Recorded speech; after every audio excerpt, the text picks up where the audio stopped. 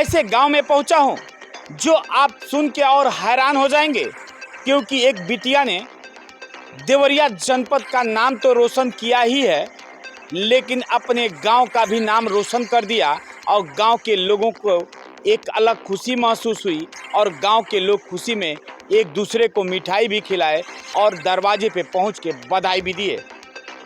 ये तस्वीरें मैं एक बार आपको दिखाना चाहता हूं, देख सकते हैं। ये छठियाँ गांव में हम लोग पहुंचे हैं, जहां इन तस्वीरों में देख सकते हैं एक दादी, बूढ़ी दादी हैं, ये पहुंची हुई हैं खुशी की इजहार करने के लिए। तमाम बेटियां और माताएं माने पहुंची हुई हैं, भाई पहुंचे हुए हैं, ताकि इस चीज़ का, इस खुशी को एक अलग खुशी दिया जाए, ताकि ऐसे लोगों को इतिहास में एक अदर लोगों के लिए प्रेरणा बने। सबसे ज़रूरी है, मैं उस बिटिया से बात करूंगा कि उसकी सोच और उसकी विवेक से आज समाज में इतना बड़ा नाम रोशन किया है। इसकी पढ़ाई में दिक्कत कब आई थी और इस समय किस तरह की खुशी महसूस हो रही है, ये दोनों जानने का प्रयास करें। जी, पढ़ाई में ऐसी दिक्कत तो मतलब छोटी मोटी दिक्कत हमेशा चलती है। जब आप भी पढ़ते हैं तो कोई एक चैप्टर उससे भी दिक्कत रहती है, पूरे सिलेबस से भी दिक्कत होती है, तो फिर वो दिक्कत धीरे धीरे दूर रहती है। जब तक परीक्षा हो ना जाए, सिलेक्शन हो ना जाए, तब तक दिक्कत रहती है और अंत में जब रिजल्ट आता है तो सब सही लगता है। हम सबसे बड़ी बात ये, आपने इतनी बड़ी नीट की परीक्षा पास किया है और सबसे बड़ा ऐतिहासिक इस गांव में खुशी लोग मना रहे हैं। आपने ज़मीन स्तर से, यानी गांव में रह के, गांव के कल्चर में पल बढ़ के, यानी आज यहाँ मुकाम हासिल किया है। तो हमारे दर्शकों को, हमारे अदर बेटियों को आप हमारे द्वारा बताइए, आप घर में कौन कौन सा काम करती थी और किस तरह आपने पढ़ाई अपना पूरा किया?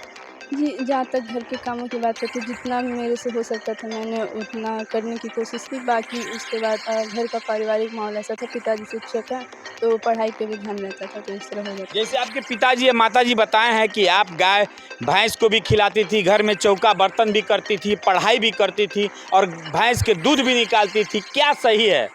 जी, जब खाली समय रहता था, जब तक मतलब पढ़ने, और जब तक ऐसे होता है कि कभी-कभी आपका कोई भी मन नहीं होता पढ़ने का, तो उस टाइम में कर लिया करते थे। कितना दूध निकाल देती भैंस का? इतना हो जाता, जितना होता था उतना यानी करते थे। कितना निकाल देती थी अंदाजा, कुछ 2 litre 4 litre? Maximum 5-6 litre. 5-6 litre. आप देख रहे होंगे, यही बिटिया है जो आज समाज में घर में रह के चौका बर्तन यानी भोजन भी बनाती थी, झाड़ू भी लगाती थी और भैंस को चारा भी खिलाती थी, लेकिन आज परीक्षा क्वालिफाइड करके समाज में इतिहास रचने का भी काम कर दिया है। लोगों को एक प्रेरणा का एक दरवाजा दिखा रही है, ताकि लोग समझ सकें कि आज घर में भी रह के हम बड़ी परीक्षाओं को पास कर सकते हैं। क्योंकि उनकी ये चीज़ें तो हर समय देखने को नहीं मिलेगी, लेकिन जो चीज़ें देखने को मिली है वो इतिहास रचने वाली बात है। मैं उनकी माताजी से जानूंगा कि इनको क्या खुशी महसूस हो रही है और ये किस तरह लोगों के बीच में अपनी बात कही है और कैसी मिठाई बांटी है। बताएं, हमारे दर्शक देख रहे हैं आपको। खुशी से मिठाई बांट रहे हैं। क्या कहा, कितने गांव में बांटी हैं? केवल 2-4 घर? नहीं, गांव में, पूरे गांव में बांटे, जितने समाज हैं अपना। 2 लड्डू जो जितने लोग मिलते जाते हैं उतने लोग को बांटते आपको जाते क्या हैं। महसूस हो रहा है? आपकी आज बिटिया इस मुकाम पे है, बहुत खुशी महसूस हो रहा हमारे है। माध्यम से लोगों को क्या कहें? लोग अब अपनी बिटिया को घर देहात में रख कर पढ़ा ले। ऐसे में यहाँ एक और महिला खड़ी हैं, मैं इनसे भी जानूंगा कि ये क्या कहना चाहती हैं इस खुशी को लेकर। ये हमको खुशी है, ये देहात में रह करके सारा काम करके और नाम रोशन कर दी, बहुत खुशी की बात है। ऐसा कोई नहीं है, अब सब अपने माँ बाप सोचेंगे अपने बच्चों को कि हम भी वही से ही करें। एक हमारे साथ दादी हैं जो बहुत बुजुर्ग हैं, लेकिन टहलते टहलते यहाँ आ गई हैं और ये दादी से हम जानब कि दादी मिठाई खैली कि नहीं खैली और कैसन खुशी महसूस होता। दादी बतावा, हमारे दर्शक के बताओ। खूब निमने लड़का नहीं निकला कि जा बाबू मिठाइया खैनी कि नहीं? कौ खैनी? ये आके देखिए मिठाई खैनी और यहाँ आइल बानी चलत चलत। और सबसे बड़ा बात बा, हम उस पिता से बात करूँगा जो पिता एक गार्जियन भी होता है और एक शिक्षक भी होता है और एक माँ का भी भूमिका अदा करता है। परिवार में सारी भूमिका का एक केंद्र होता है पिता। पिता हर एक आवश्यकताओं की पूर्ति करता है, लेकिन सबसे बड़ी बात है कि आज एक गांव में रहकर इतनी बड़ी कामयाबी को हासिल करना और लोगों तक वो बात पहुंचाना और लोगों के सामने एक आईना बनना, ये बड़ी बात है। मैं जानूंगा ये क्या कहना चाहते हैं और किस तरह इन्होंने अपनी बिटिया का शिक्षा दिया और किस तरह उसकी देख रेख की। हम कहेंगे कि गांव के जितनी भी बिटियां हैं, बच्चे हैं, लोग ठीक से पढ़ाएं, समय दें बच्चों को और बेटा बेटी में भी भेद न करें। और हम लोगों ने शुरू से ही बेटी और बेटा में कोई अंतर नहीं समझा और सब काम के लिए जैसे लड़के करते हैं वैसे लड़कियां भी करती हैं।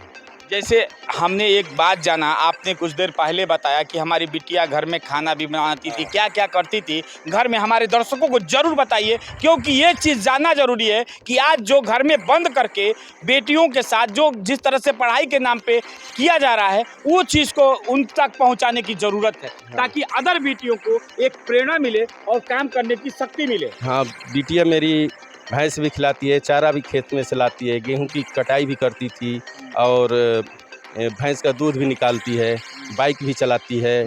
हाँ, सब बच्चे और लड़की में कोई भी भेद नहीं, दोनों बराबर काम। क्या नाम है? मेरा नाम राम निवास यादव है। मैं अध्यापक से प्राथमिक विद्यालय का हेड अध्यापक हूँ।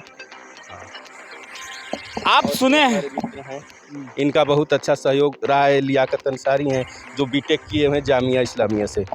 अच्छा, सबसे बड़ी बात है कि इस गांव के एक और व्यक्ति हैं जो शिक्षक के साथ साथ इनके पिता शिक्षक रहे और ये भी शिक्षक हैं। इनसे जानेंगे इस खुशी के माहौल पे क्या कहना चाहते हैं और लोगों को क्या संदेश देना चाहते हैं। रणदीप देखिए, ये हमारे गुरुजी भी हैं और ऐसे ही मतलब बहुत से बच्चों को ये शिक्षित किए हैं और इनके पढ़ाए हुए बच्चे भी आज बहुत अच्छे मुकाम पे पहुँचे हैं।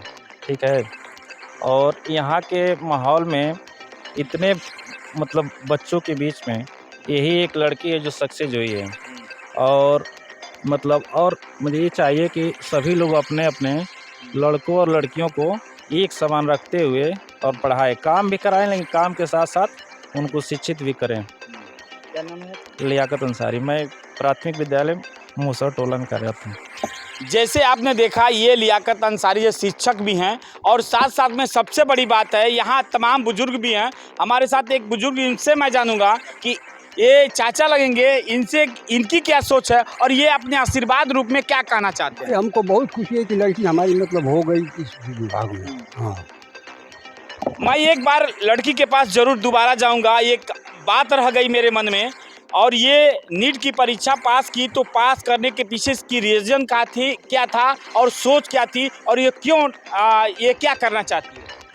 बेसिकली जब नीट का परीक्षा दिए तो डॉक्टर ही बनना चाहती डॉक्टर में बहुत सारे प्लेटफॉर्म हैं, बहुत सारी कैटेगरी है, तो आप किस कैटेगरी में जाना चाहती हैं? देखा जाए तो अभी मतलब डॉक्टर में जितना मुझे पता है तो उसमें अब देखना चाहेंगे कि जब हम वो MBBS करते हैं तो उसमें किस सब्जेक्ट में मेरी ज़्यादा रुचि आती है, कौन सा सब्जेक्ट मुझे लगता है कि मुझे इसमें आगे कुछ करना चाहिए, उस हिसाब से करना चाहिए। इस आपका पहले से क्या मन है, किस में रुचि सबसे ज़्यादा आपकी आती है कि मुझे ये करना है, किस विभाग में जाना है, वो तो आपके मन में पहले से बना होगा, वो हमारे दर्शकों ऐसा कुछ नहीं है। ज़्यादा दूर की सोचना प्रेफर नहीं करती। मतलब ये है कि उसमें हम देखना चाहेंगे, ऐसे तो ऊपर से देखने में सब अच्छा लगता है, पर वही जब पढ़ेंगे तभी पता चलेगा कि उसमें से क्या करना है। आप हमारे माध्यम से दर्शकों को और भी लड़कियों को क्या संदेश देंगे? बस यही कहना चाहेंगे कि वो अपने लिए जो भी करें उसको अपने पूरे मन से करें और वो जो भी करें उसमें सफल। अपना नाम बता दीजिए। रागिनी है। अभी आप सुने हैं, ये थी रागिनी यादव। रागिनी यादव अपने गांव का नाम रोशन किया, देवरिया का नाम रोशन किया और परिवार में गांव में एक अलग खुशी का माहौल रहा। उम्मीद करता हूं कि और भी जो बेटियां होंगी इसी तरह अपने परिवार में रह के पढ़ाई लिखाई के साथ परिवार को संचालित करने के साथ साथ भी अपने पढ़ाई में भी मन लगाएंगी, ताकि अपने परिवार का नाम तो रोशन करे ही करे और यहाँ तक कि देवरिया और प्रदेश का भी नाम रोशन हो। और भी ताज़ा खबरों के साथ आपसे रूबरू होंगे। इसी के साथ जय हिंद, नमस्कार।